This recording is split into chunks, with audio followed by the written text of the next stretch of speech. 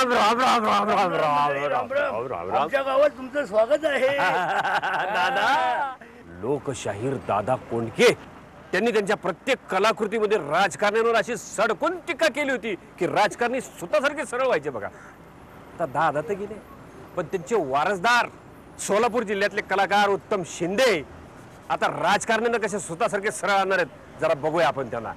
राम राम म्हणजे राम राम. महाराष्ट्राची कुलस्वामिनी आई तुळजा भवानी हिंदवी स्वराज्य संस्थापक राजे छत्रपती शिवाजी महाराज यांना वंदन करून या महिला ह्यांना सडकावून टीका करतो का नाही बघा. अहो लाज वाटलं पाहिजे. आपल्या देशाला स्वातंत्र्य मिळून किती वर्ष झाली? स्वातंत्र्याची वर्षे झाली 7. ह्या राजकारत्यांनी लावली देशाची वाट. अहो लाज वाटायला पाहिजे. माझी शेतकरी लाईट मिळत नाही, या महिला कारखान्याला वीज मिळत नाही, या महिला बेकारी वाढली, भ्रष्टाचार वाढला, आम जनता की साथ नाही हा विश्वासघात आहे. आणि कृषी मंत्री म्हणे शेतकऱ्याला त्याला काय देणं घेणं नाही, त्याला 3 लाकडाचं खेळाचं पडलंय. ते 3 लाकडं म्हणजे क्रिकेट हो. 3 लाकडं असते ती, एक वाकडं असते, निम्मी इकडे असतात निम्मी तिकडे असतात, ती बघणारी माकडं असतात. या महिला लाज वाटायला पाहिजे त्यांना. मला एक सांगायचं आहे, जो झाला नाही काकाचा तो काय होणार लोकांचा.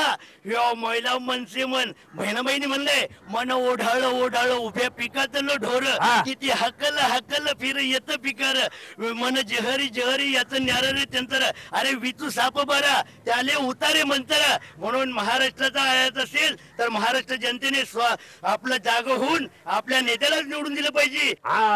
मंडळी कळलं का दादांनी काय सांगितलं ते? अहो एकदा इंचवानं डसलेलं वीस उतरल पण राजकारणाने डसलेलं वीस कधी उतरणार नाही. तेव्हा मंडळी डोळे उघडा, नीट बघा, विचार करा. आपण भेटूया पुढच्या थांब्यावर सोलापूरमध्ये.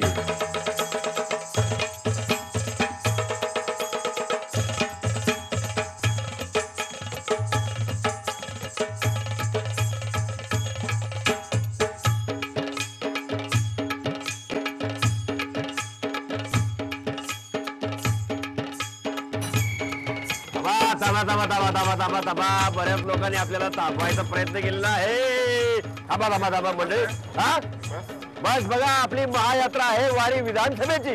यामध्ये तुम्हा सगळ्याचं खूप खूप स्वागत आहे.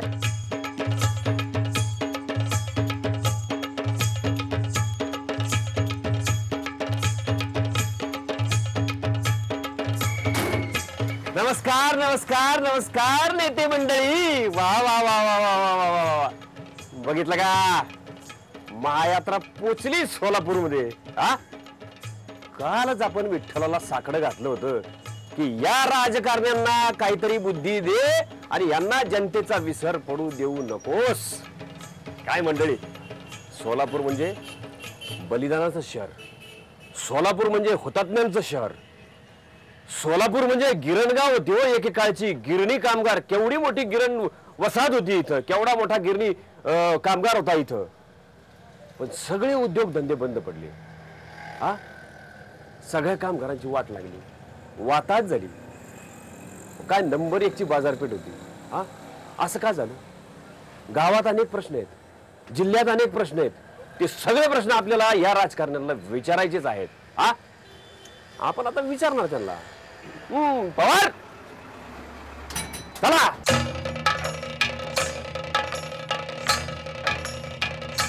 मंडळी आपला पहिला प्रश्न इथं महिला मंडळ पण जमलेलं इथं. त्यांनाच विचारूया पहिल्यांदा की ह्या निवडणुकीकडे त्या कसं बघतात आणि कोणकोणत्या प्रश्नांवर त्या हे मतदान करणार आहेत आणि स्वतःसाठी तिकीट मागणार आहेत. 50% आरक्षण सरकारने जाहीर केलंय पण ही नुसती धुळफेक आहे महिलांच्या डोळ्यामध्ये. आज महिला गृहिणी म्हणून जेव्हा काम करते त्यावेळेस तिला सगळ्यात जास्त तोंड महागाईला द्यावं लागतंय. त्यामुळं या मुद्द्यांवर आम्ही जास्त मोठ्या प्रमाणावर आज महिला मतदानाला बाहेर येतील आणि शिवसेनेला मतदान करतील असं माझं ठाम मत आहे. शिवसेनेचे प्रवक्ते आहेत ह्या. आता यांना विचारूया काय म्हणणं आहे तुमचं? आमचं म्हणणं आहे की जे आरक्षणच्या बाबतीत ताईंनी बोललेले आहेत ते आरक्षण त्यांनी खरोखरच पाठीमागेच द्यायला पाहिजे होतं, पण ते त्यांनी दिलेलं नाही. जनतेच्या पाठीमागे जो पक्ष राहील त्याच्या पाठीमागे नक्कीच जनता उभी राहणार आहे असं मला वाटतं. नाही पण तुम्ही कोणत्या प्रश्नांवर निवडणूक लढवणार? ही बेरोजगारी तुम्ही थांबवणार? लोड शेडिंग तुम्ही थांबवणार? साखरेचे वाढलेले भाव तुम्ही थांबवणार? नक्कीच आमचं सरकार. समजा तुमच्या पक्षाने थांबवले नाही, समजा ते सत्तेत आलं तर आणि थांबवले नाहीत तर तुम्ही रस्त्यावर उतरणार? नाही. पक्षाच्या विरुद्ध उतरणार नाही, नक्कीच आम्ही थांबवणार. याच्यासाठी नक्कीच आम्ही प्रयत्न करणार. आमचं सरकार जर आलं तर नक्कीच याच्यासाठी आम्ही प्रयत्न करणार आणि हे आम्ही पहिल्यापासूनच ह्या प्रश्नाची आम्ही उत्तरं देत आहोत. बर, म्हणजे सरकारला ताळ्यावर आणण्यासाठी या 2 महिला त्यांच्याच पक्षाच्या कार्यरत होतील जर ते सत्य झाले तर. आता विचारूया, हा या साहेबांना विचारूया. साहेब, तू विचारतानाच म्हणले की अशी अशी तुमची आघाडी आहे ना, आता तुम्ही पहिल्यांदा तुम्हाला हा तुमची आघाडी नाही, तुम्ही अपक्ष आहेत. अपक्ष नाही, हा देशामध्ये तिसरा राष्ट्रीय पक्ष म्हणजे बहुजन समाज पार्टी आहे. हा येणाऱ्या विधानसभेमध्ये ही जी बस जाणार आहे ना, हा. बहुजन समाज पार्टीची बस घेऊन विधानसभेमध्ये जाणार आहे. पण त्याच्यात आमदार असतील का, कसं असेल?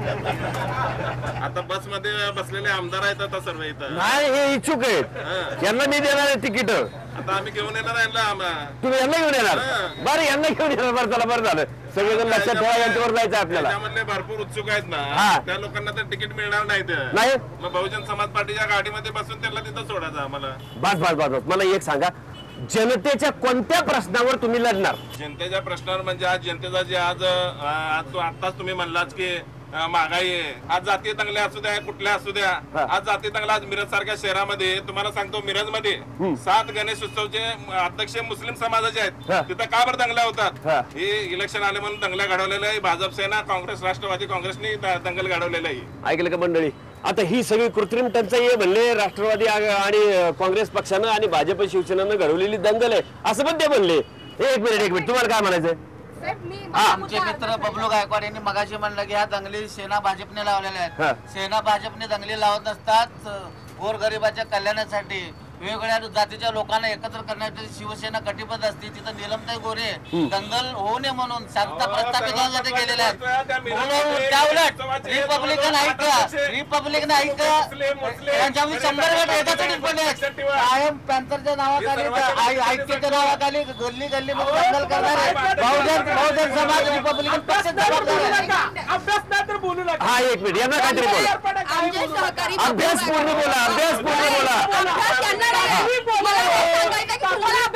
तुम्हाला हे माहित आहे का की दंगल का घडली? याचं कारण बबलू गायकवाडना माहित नाहीये. दंगल का घडली याचं कारण माहित आहे का? दंगल का घडली याचं कारण माहितीये का? आणि आजपर्यंत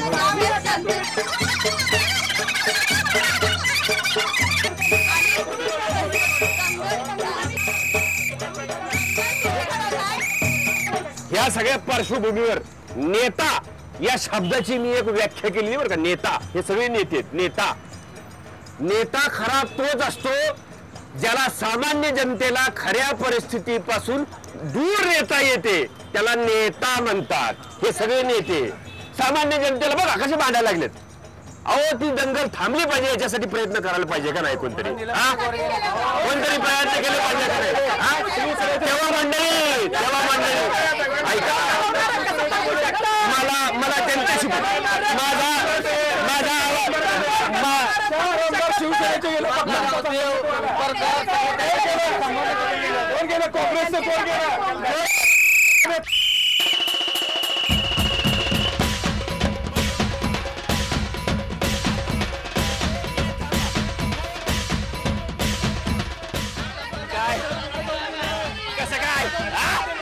मराठी मनाचा कौल कसं भांडण चाललंय. नीट डोळे उघडा, नीट बघा, नीट विचार करा आणि मगच ठरवा यांच्यापैकी कोणाला मत द्यायचं ते.